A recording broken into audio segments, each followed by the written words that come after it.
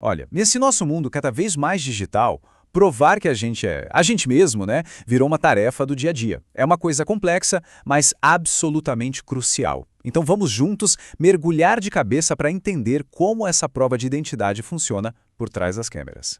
Para começar, que tal uma pergunta que parece até coisa de filme de espião, sabe? Como que fatos públicos, coisas que qualquer um pode achar por aí na internet, podem acabar abrindo a porta dos nossos segredos mais bem guardados? Essa, pessoal, é a pergunta-chave, o centro de tudo quando a gente fala de segurança online. Mas, antes da gente sair falando das soluções, das senhas, da biometria e tudo mais, a gente precisa primeiro entender o problema de verdade. Afinal de contas, por que é tão complicado provar nossa identidade nesse mundo virtual? Vamos pegar um caso bem conhecido para ilustrar. Lá em 2008, o e-mail pessoal da Sarah Palin, que na época era candidata a vice-presidente dos Estados Unidos, foi invadido. E o mais doido é que não foi por uma super equipe de hackers, não. Foi por um único estudante universitário. E o método que ele usou é aí que a coisa fica surpreendente. O cara não ficou tentando adivinhar a senha dela, nada disso. Ele usou uma função que todo mundo aqui conhece, e provavelmente já usou, o famoso esqueceu sua senha. E só com isso, ele expôs uma falha, uma vulnerabilidade que no fundo afeta todos nós. Tá, mas como ele conseguiu responder as perguntas de segurança? Simples, com informações públicas. A data de nascimento? Estava na Wikipédia. O CEP da cidade onde ela morava? Em registros públicos. E onde ela conheceu o marido? Na própria biografia de campanha dela.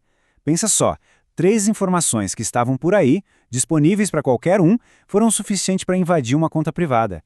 É assustador, né? E esse caso todo nos leva para uma diferença que é super importante entender. Uma coisa é a identificação. Isso é só dizer quem se é, tipo digitar um e-mail num campo de login. Agora, a autenticação, isso é outra história. A autenticação é provar que quem está ali digitando é realmente a pessoa dona daquela conta. Então, para resumir, autenticação é aquele processo que confirma uma identidade, sabe? De um jeito que não deixa dúvida razoável. É como se fosse o segurança digital na porta, separando o dono da conta de qualquer um tentando se passar por ele. Ok, agora que a gente já entendeu o tamanho do problema, vamos dar uma olhada nas soluções. A primeira barreira de defesa, e a que todo mundo conhece bem, é aquela baseada em algo que se sabe. Ou seja, uma informação que, teoricamente, só a pessoa certa deveria ter na cabeça. E o que é isso? A senha, claro, é o método mais comum que existe, é a chave para quase tudo na nossa vida digital. O irônico é que, ao mesmo tempo que é a base de tudo, é também a porta que mais arrombam. É o nosso escudo e o nosso calcanhar de Aquiles. Mas por que as senhas são tão fracas assim? Bom, uma análise de 34 milhões de senhas que vazaram por aí mostra o porquê. Se liga nesses números. Metade delas, 50%, eram nomes, gírias ou palavras comuns, tipo senha ou 1, 2, 3, 4, 5, 6. Outros 30% tinham menos de 7 letras ou números. A conclusão é meio óbvia, né? Nós, seres humanos, somos péssimos para criar segredos que sejam difíceis de adivinhar. Isso meio que muda o jeito de pensar, né? A pergunta não é mais se uma senha pode ser descoberta. A pergunta certa é quanto tempo leva para descobri-la. A força de uma senha, no final das contas, é só uma medida de quantas tentativas um computador precisa fazer. E aí começa aquele no jogo de gato e rato da segurança. O hacker consegue o arquivo com as senhas criptografadas. Daí, ele usa uma coisa chamada Rainbow Table, que é basicamente uma lista gigante de senhas comuns já prontas para achar uma que combine. Qual é a defesa do sistema contra isso? Eles adicionam o que chamam de SAL, que é um dado aleatório e único para cada senha. Isso bagunça tudo e faz com que essas tabelas gigantes se tornem inúteis. Bom, se senhas que são algo que a gente sabe têm tantos problemas, que tal usar uma coisa que não dá para esquecer nem para roubar? E é aí que a gente entra na segunda categoria de autenticação, a biometria, que é baseada em algo que a gente é. Exato, biometria. A gente está falando aqui de impressão digital, do padrão da nossa íris, da nossa voz, do formato do rosto, enfim, características do nosso corpo que são únicas. Parece a solução perfeita, a segurança do futuro, não é mesmo? Pois é, mas tem um detalhe importante.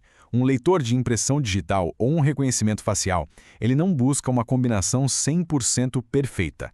Ele procura por algo que seja parecido o suficiente. Ou seja, o sistema trabalha com probabilidade e não com certeza absoluta. E essa margem de erro cria 2 tipos de problemas. O falso positivo, que é quando o sistema se engana e deixa o impostor entrar. E o falso negativo, que é quando o sistema não reconhece o dono real e o deixa de fora.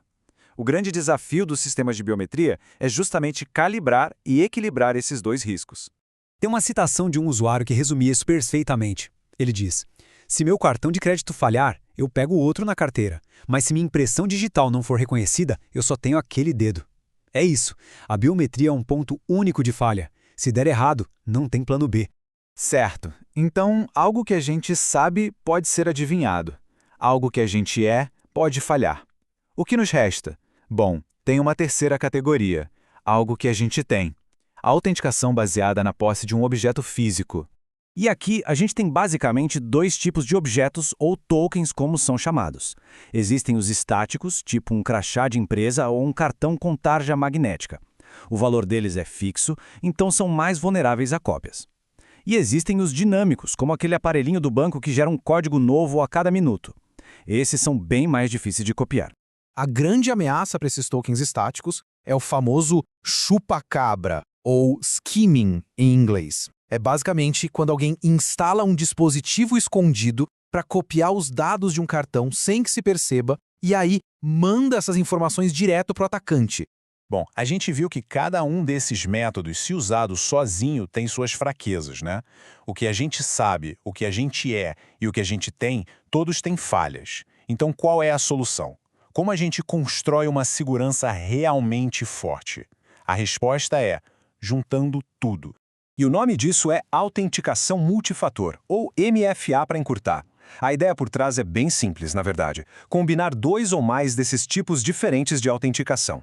O resultado é um sistema que é muito, mas muito mais seguro do que usar qualquer um deles isoladamente. E com certeza todo mundo já passou por isso. Primeiro, a senha é digitada. Isso é o algo que se sabe. Logo depois, chega uma notificação no celular pedindo para aprovar o login. E o celular é algo que se tem. Pronto, 2 camadas de proteção. A segurança aumenta exponencialmente. E tudo isso nos leva a uma última pergunta, para a gente pensar. Neste mundo com cada vez mais ameaças digitais, qual é o preço justo a se pagar pela conveniência? Porque vamos ser honestos, cada camada extra de segurança é um passinho a mais, um segundo a mais na nossa rotina. Achar esse equilíbrio perfeito entre estar seguro e ter praticidade não é só um problema de tecnologia, é o grande dilema da nossa vida digital hoje em dia.